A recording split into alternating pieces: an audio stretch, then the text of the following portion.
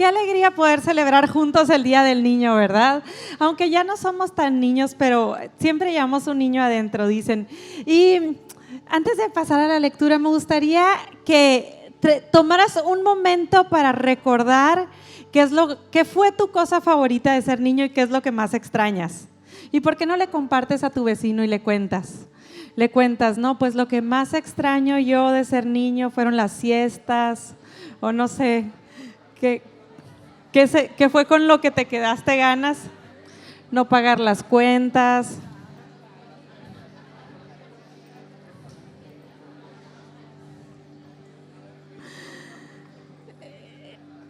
Qué alegría poder ver todo lo que está pasando y todas las celebraciones, ¿verdad? Para los niños ya pueden parar, yo les predico mejor, no le prediques a tu vecino. Denme chance, nos encanta, ¿verdad? Es que hay tantas cosas que fueron tan emocionantes de ser niños y es tan bonito poder ver la celebración y recordarlo y revivir nuestra infancia. Honestamente, pienso que es un poquito injusto porque es tan hermosa la etapa de la infancia y creo que deberíamos de tener el día del adulto mejor, ¿verdad? Deberíamos de empezar porque es mucho más complicado, creo que es más digno de celebrar, pero bueno, vamos a dejar a los niños tener su día y tener su celebración, porque hay tanto que nos enseñan los niños y esta mañana vamos a estudiar juntos una interacción que Jesús tuvo con algunos niños y así como estamos de pie, me encantaría que podrían leer junto conmigo en sus Biblias Marcos 10 del versículo 13 al versículo 15. Dice, cierto día algunos padres llevaron a sus hijos a Jesús para que los tocara y los bendijera, pero los discípulos regañaron a los padres por molestarlo. Y cuando Jesús vio lo que sucedía, se enojó con sus discípulos y les dijo, dejen que los niños vengan a mí. No los detengan, pues el reino de Dios pertenece a los que son como estos niños. Les digo la verdad, al que no recibe el reino de Dios como un niño, nunca entrará en él. Y después de abrazarlos, los bendijo poniendo sus manos sobre ellos. Jesús amaba a los niños y quería tener un encuentro con ellos. Así es que esta mañana, antes de tomar tu asiento, quisiera que tomáramos un momento para orar por este servicio, por lo que Dios está haciendo también con nuestros niños allá afuera, también que bendijéramos a nuestro pastor. En este momento Esteban está en Argentina compartiendo en una iglesia preciosa, amigos nuestros, y me encanta ver cómo el Señor está haciendo su obra en toda la tierra, está juntos y nos da el privilegio de ser parte de algo más grande que nosotros. ¿Por qué no cierras tus ojos en tu lugar y vamos a dedicar este momento al Señor? Padre, gracias por tu palabra. Señor, gracias porque tenemos el privilegio esta mañana de festejar juntos, de recordar juntos, Señor, y sobre todo de conocerte un poco más. Jesús, gracias porque tenemos el privilegio de adorarte en familia. Abre nuestros corazones, Señor, y permite que pueda compartir una palabra que venga directamente desde tu corazón. Señor, gracias por la vida de Esteban. Lo bendecimos donde está en Argentina. Úsalo en gran manera, Señor, y que tu espíritu se manifieste en cada congregación que está alabando tu nombre esta mañana, Padre. En el nombre de Jesús, amén. Amén. Familia, puedes sentarte, tomar tu asiento.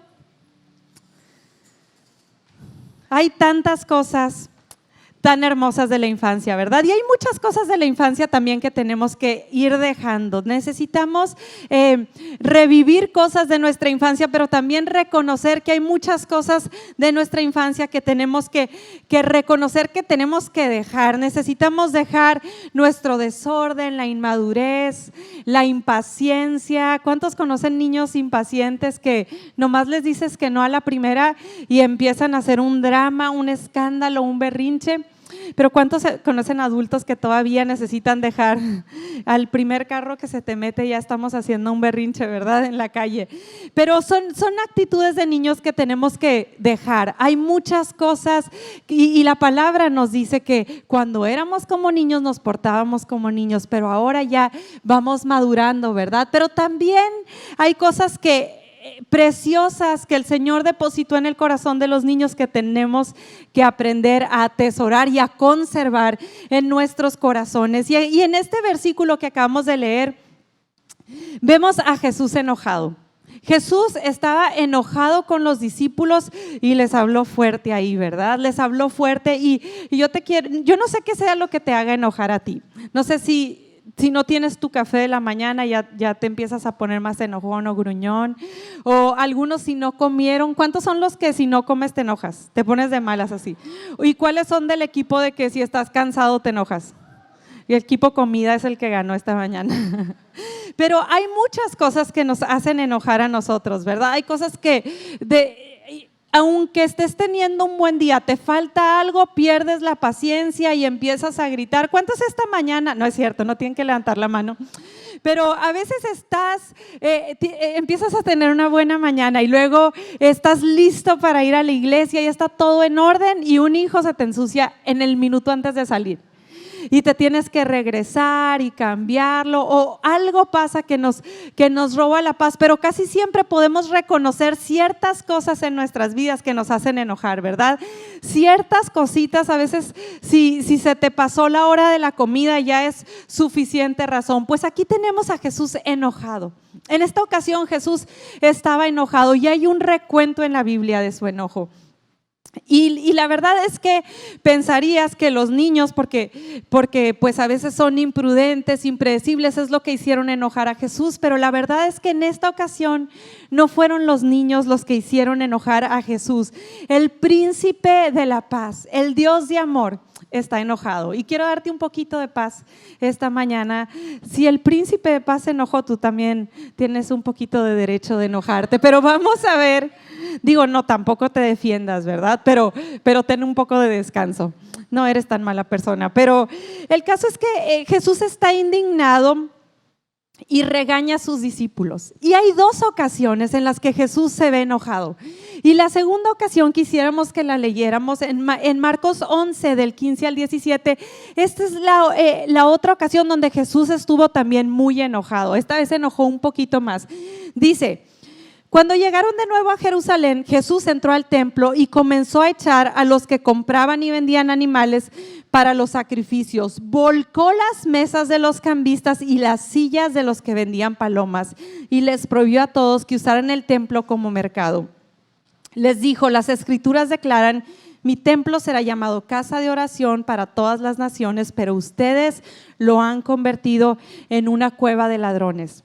Jesús estaba tan enojado en esta ocasión que no nada más les dijo algo, hizo algo al respecto. Agarró y en su enojo volteó mesas y volteó sillas porque estaba muy enojado que que la iglesia se había llenado de puestos que estaban estafando a la gente. Entonces, en esta ocasión no pudo contener su enojo y empezó y volteó todo. Y lo particular de estas dos ocasiones, las únicas dos ocasiones registradas con el enojo de Jesús, es lo que tienen en común estas dos veces es que Jesús se enojó porque había gente que estaba obstruyendo el camino hacia él. Había gente que estaba haciendo más difícil para que él tuviera un acercamiento con ellos. Y yo creo que hoy en día el enojo sigue siendo el mismo. Hay una pasión de Jesús por tener un acercamiento con las personas, por tener un acercamiento con cada persona que tiene una necesidad, que cuando venimos y obstruimos el camino, estas son las cosas que lo enojan. Él ha preparado el camino. Jesús dice: yo soy el camino, la verdad y la vida. Él abrió el camino hacia el Padre, y cuando viene alguien y empieza a interrumpir y a traer obstáculos a que tengan ese encuentro con Él, entonces estas son las cosas que llenan de enojo a Jesús. Jesús dice: vengan a mí los que están cansados y cargados y yo les daré descanso. Pero cuando hay alguien que está poniéndose en el camino de recibir descanso, de recibir sanidad, de recibir salvación, entonces estas son las cosas que molestan a Jesús. Y yo creo que todavía podemos reconocer algunas cosas externas que que obstruyen el camino a Jesús. Y creo que una de las cosas hoy en día que más obstruyen el camino a Jesús es un cristiano amargado. ¿Sabes? Un cristiano que tiene una queja constante en su boca, un cristiano que siempre está viendo todo lo malo, que tiene una mala cara, que siempre está viendo lo negativo. Yo creo que esto es un gran obstáculo para que la gente conozca a Jesús. Me acuerdo hace unos años vinieron unos amigos a visitarnos, todavía no vivíamos aquí, así es que no estén tratando de ver qué amigo era.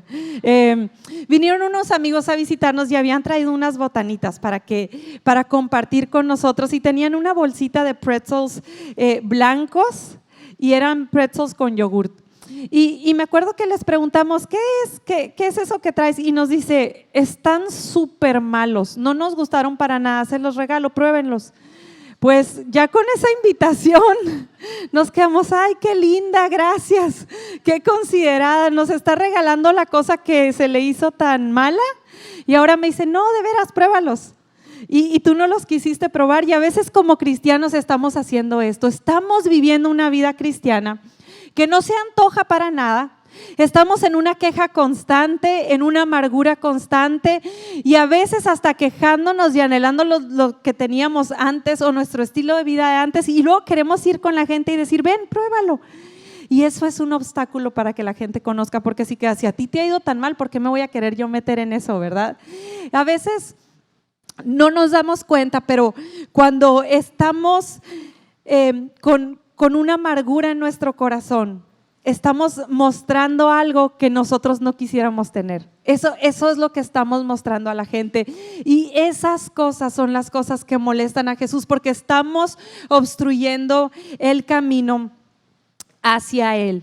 Otra de las cosas que obstruyen el camino hacia Jesús es cuando la gente exige perfección para acercarte a Jesús. Cuando la gente empieza a poner demandas sobre tu vida para que tú puedas tener un acceso a Jesús.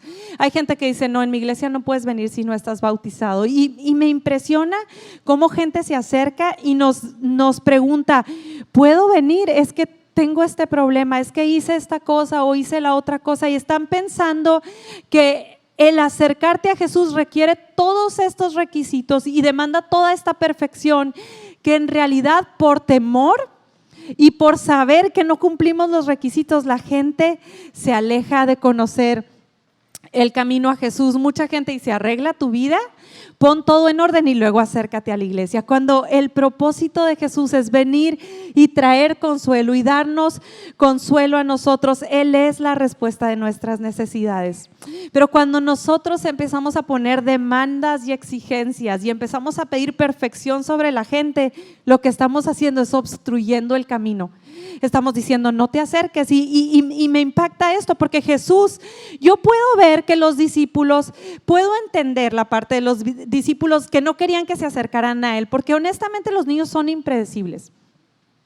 El día de antier grabamos algunos clips y algunas cositas que tenemos preparadas para el Día de las Madres, pero nos hicieron una pregunta, nos hicieron varias preguntas y una de las preguntas era, acuérdate un momento donde tu hijo te avergonzó.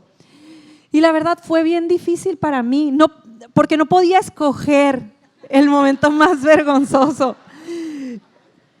No, yo me quedé, hago una de cuando eran chiquitos, de ayer, de cuándo escojo, hay tantos.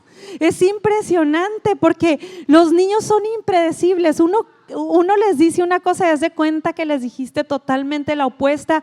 Son tan espontáneos, hacen preguntas que incomodan y puedo entender que los discípulos no querían, pero Jesús no se intimidaba por eso. Y a veces nosotros como cristianos queremos que la gente no entre, que no exponga ninguna debilidad.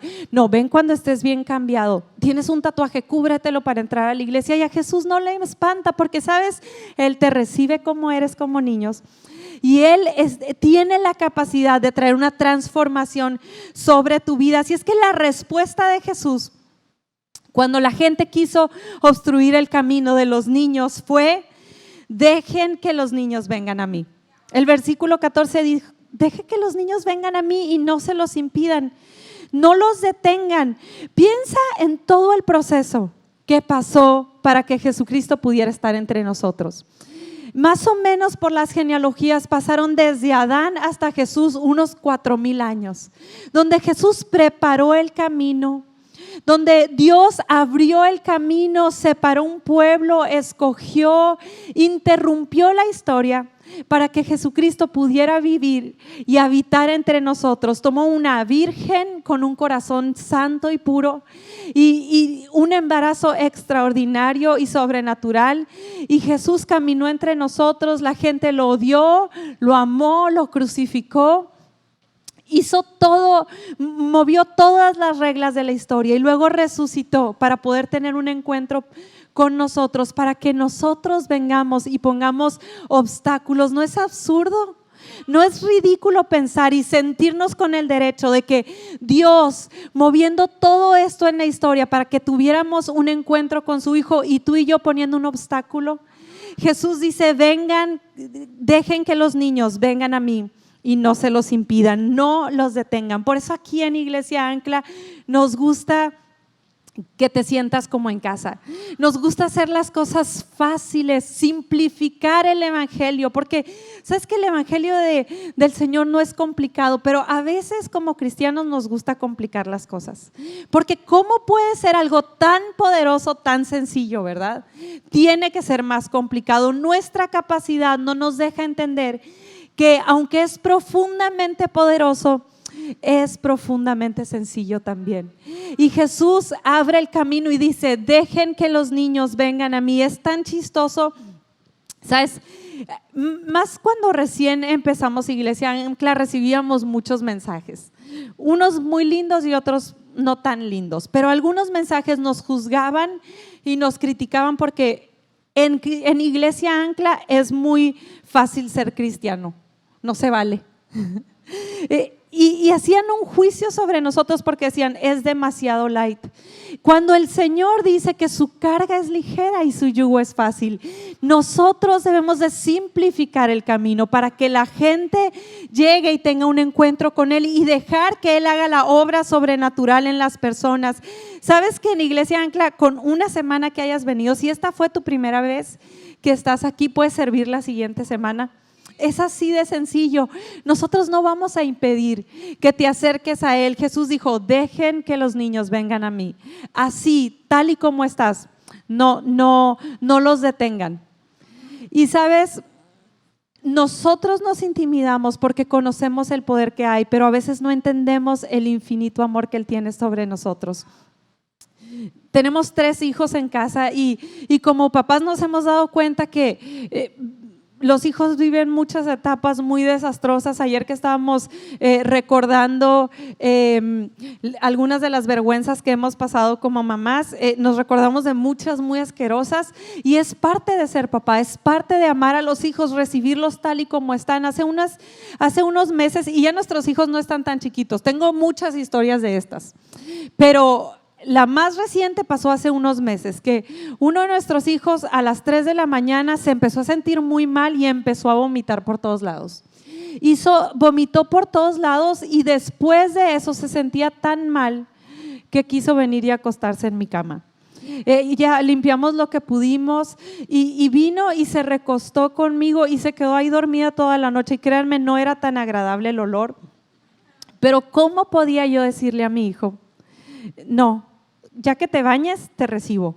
Si yo sabía que la condición en la que estaba no era tan agradable, pero yo tengo la capacidad de bañarlo, yo tengo la capacidad de restaurarlo, pero en este momento que estás en dolor y en necesidad, te recibo tal y como eres. Así es el amor de Jesucristo.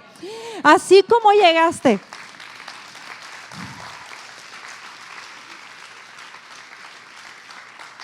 ¿Sabes qué? A Jesucristo no le espanta tu olor.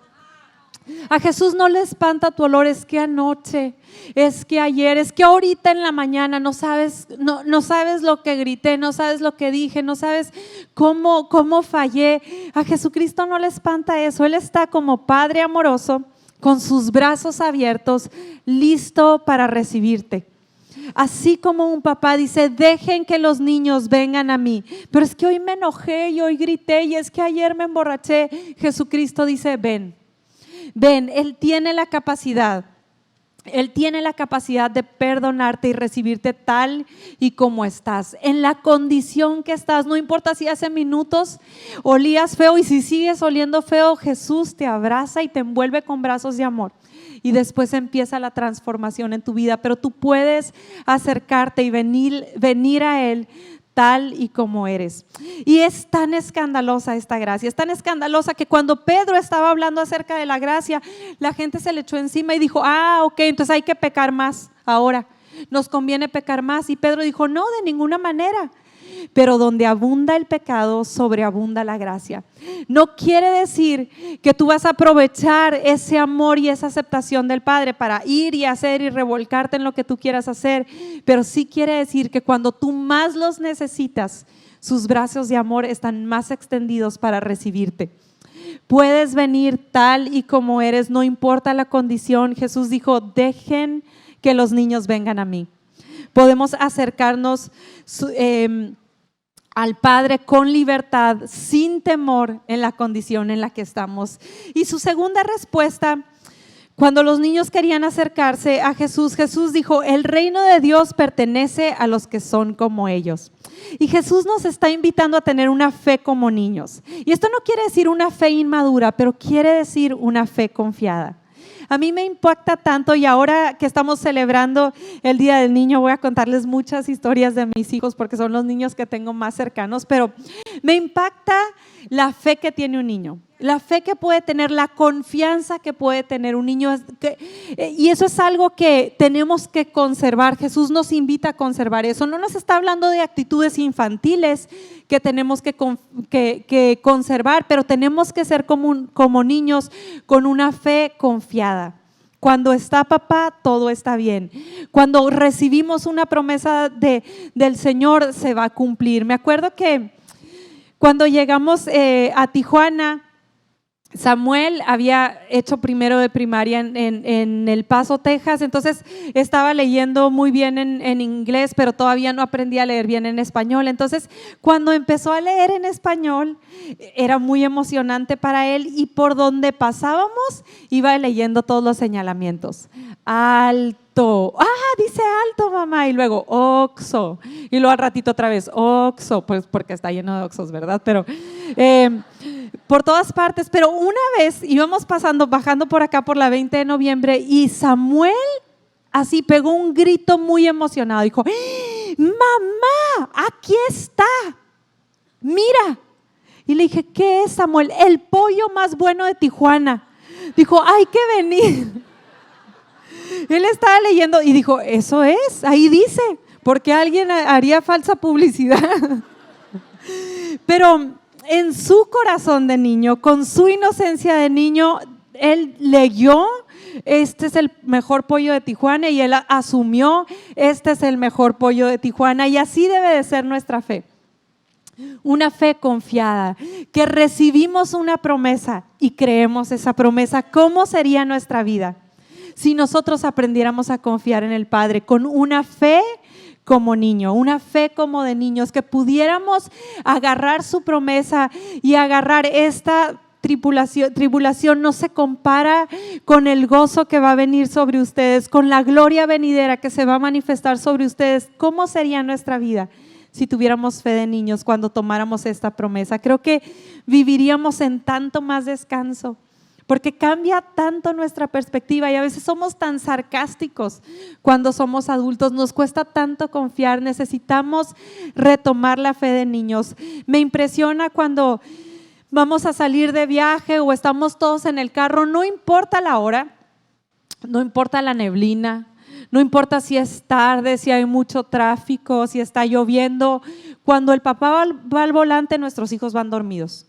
Yo puedo estar agarrándome de la puerta, de la ventana, del techo, del estrés y de los nervios de pensar en todas las posibilidades y todo lo que puede salir mal cuando estás manejando en la noche, o cuando está la neblina pesada, o cuando hay lluvia. Pero nuestros hijos, lo único que tienen que saber es que papá está manejando.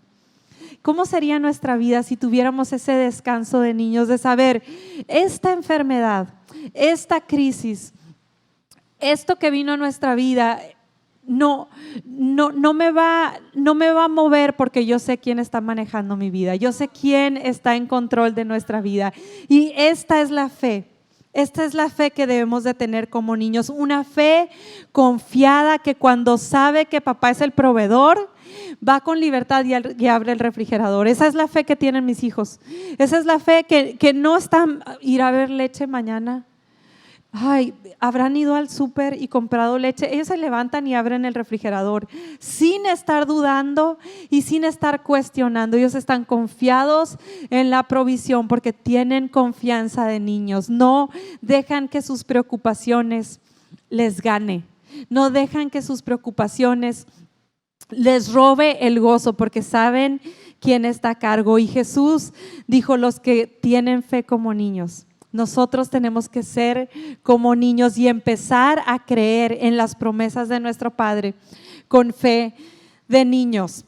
La tercera respuesta que Jesús les da a los discípulos dice: el que no recibe el reino de Dios como un niño no puede entrar a él.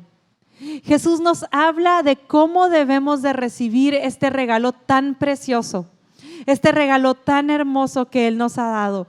Y es muy interesante, no sé si te puedes acordar cuándo es la última vez que le diste un regalo a un niño, pero un niño cuando le das un regalo no se pone sospechoso, no está pensando ¿qué querrá a cambio?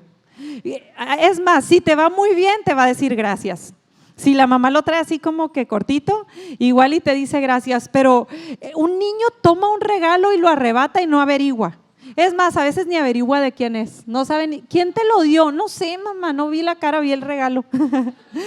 Pero a un niño no está pretencioso, no está queriendo ser digno, no está proyectando esta falsa humildad de que no es digno de merecerlo, ni está pretendiendo nada. Un niño toma el regalo y lo recibe.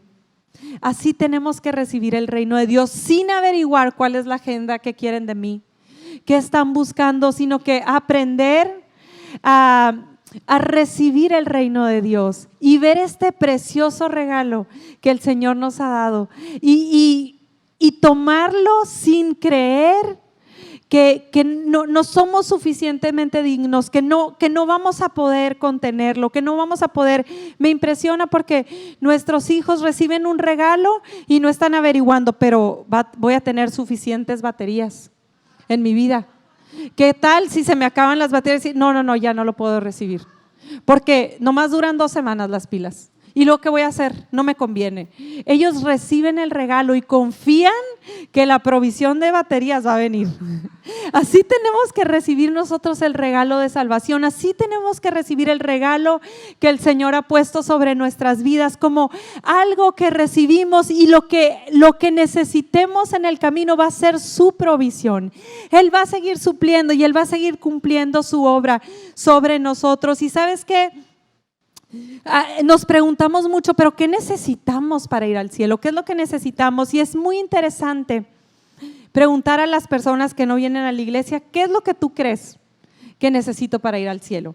Y algunas personas dicen: yo pienso que para ir al cielo necesitas ser una buena persona. ¿Cuántos han pensado eso? Necesitas ser una buena persona para entrar al cielo. Y otras tantas personas dicen: pues necesitas hacer más obras buenas que malas para ir al cielo. Como que el Señor está ahí arriba con una báscula gigante y lo pone acá tus obras buenas y pone acá tus obras malas, y a ver, por un cachito y te quedas, vamos, para afuera. Estamos pensando que necesitamos hacer ciertas obras, pero ¿sabes?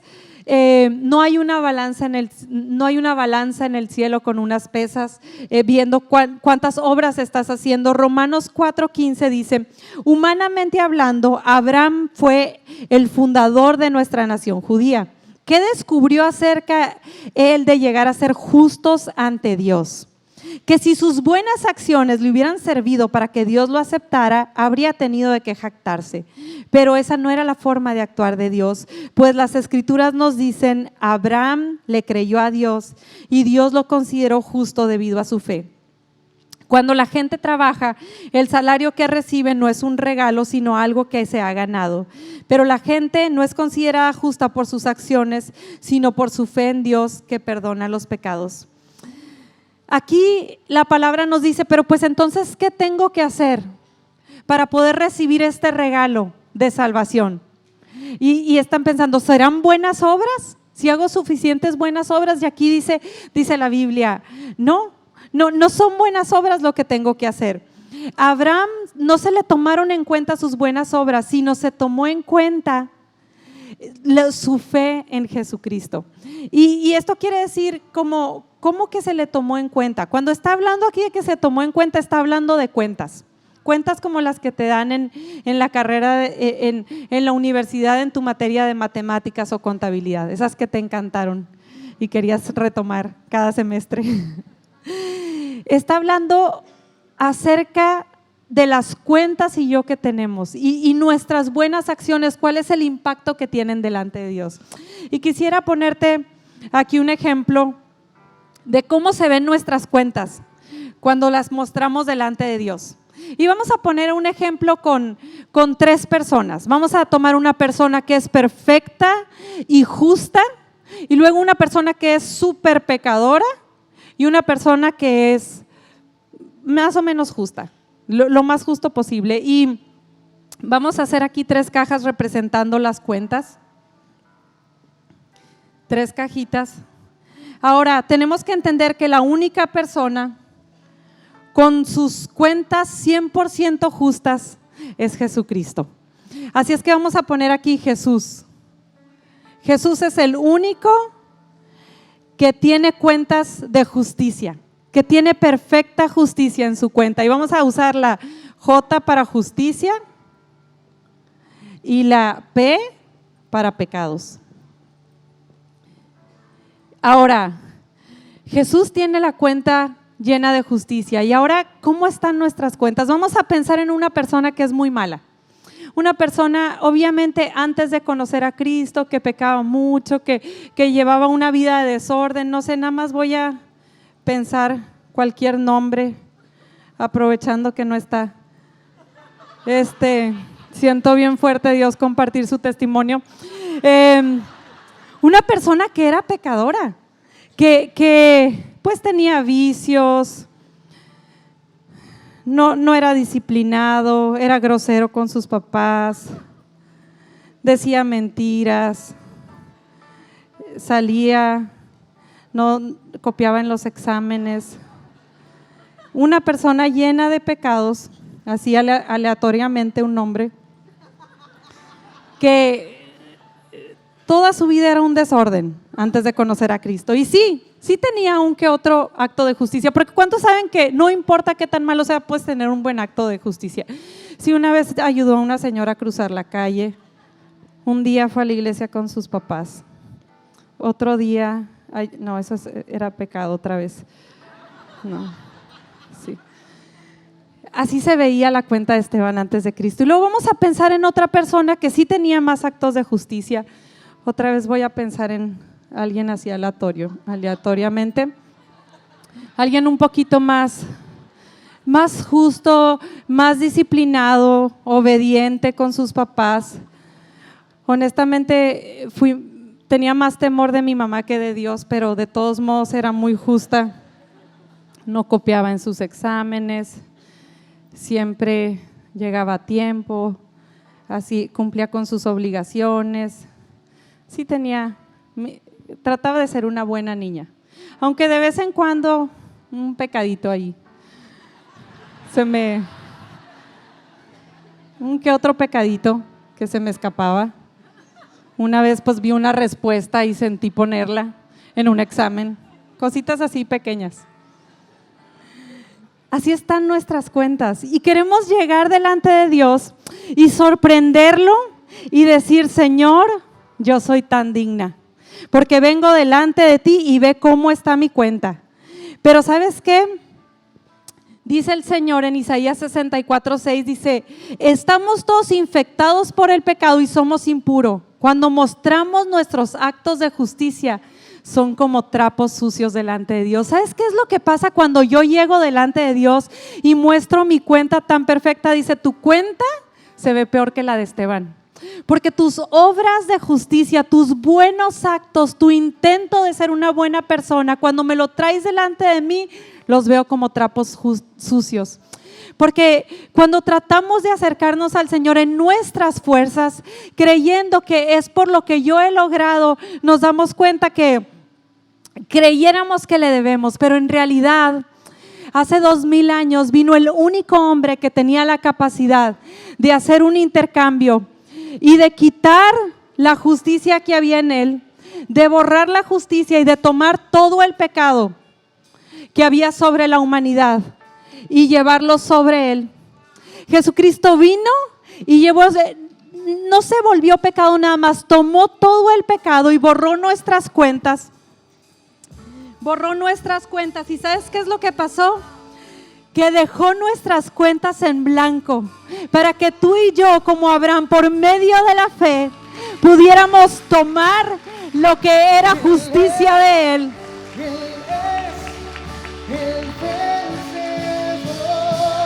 Y ahora ser justificados por medio de su sacrificio.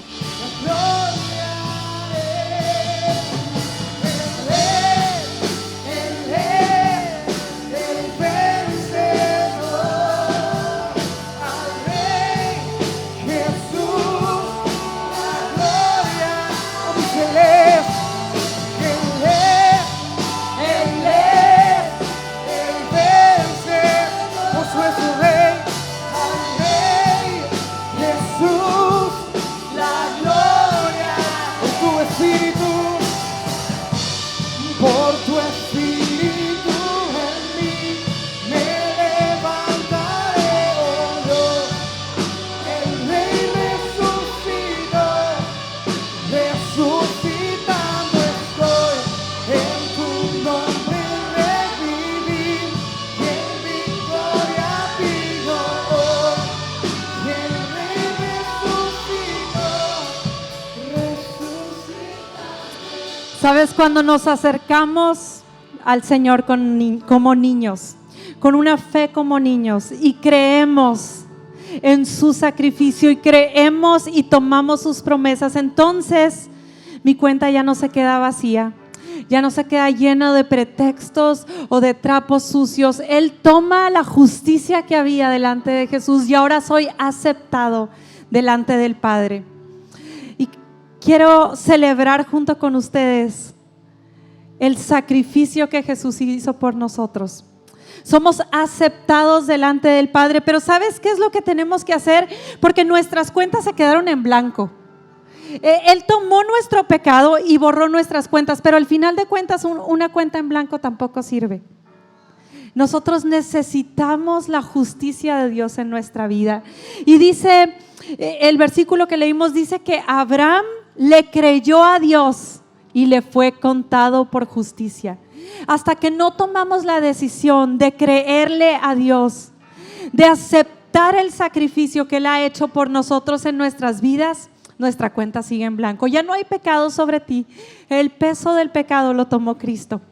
Pero ahora es tu decisión aceptar la justicia de Dios delante de tu vida. Y yo te quiero invitar esta mañana, como niño, con una fe de niño, como aprendimos, como Jesús nos enseña, con una fe de niño, a aceptar el regalo de salvación, aceptar el regalo de la justificación delante del Padre y a empezar a caminar una vida de justicia delante de Dios. Sin importar cómo vienes, no importa tu condición, los brazos del Padre están abiertos esta mañana para recibirte. Nosotros hemos hecho un intercambio, hemos reconocido, yo he reconocido, Esteban ha reconocido, tantos en este cuarto hemos reconocido que nuestras cuentas no tenían ningún valor, que Jesús las dejó en blanco, pero reconocimos por la fe el precio que Él pagó por nosotros y tomamos el intercambio de justicia sobre nosotros. Ahora somos recibidos y somos aceptados por la justicia de nuestro Señor. Y vamos a cantar una vez más con todo nuestro corazón. Qué buen mensaje acabamos de escuchar y queremos animarte a seguir viendo más predicaciones que sabemos que van a bendecir tu vida. Puedes hacer clic aquí en la pantalla o entrar al link que está en la descripción. La verdad, gracias por ser parte de lo que Dios te está haciendo aquí como iglesia. Que Dios te bendiga y que tengas una maravillosa semana.